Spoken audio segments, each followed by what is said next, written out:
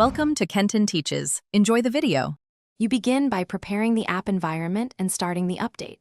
First, make sure your device has at least 50% battery or is plugged in. This prevents interruptions. Once backed up, open the App Store or the app's internal updater and locate the music app.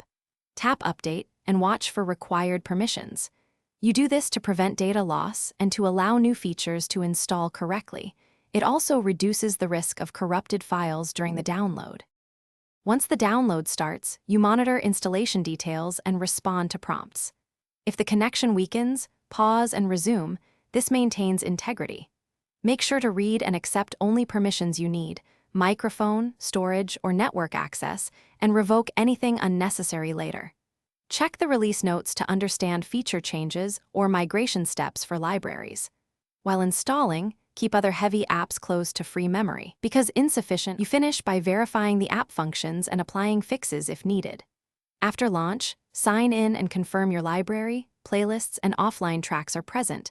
Play a few songs to validate codecs and streaming quality.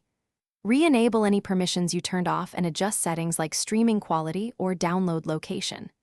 If something goes wrong, start by clearing the app cache, then reinstall the app. If that fails, restore from your backup. This sequence minimizes data loss and restores normal operation quickly.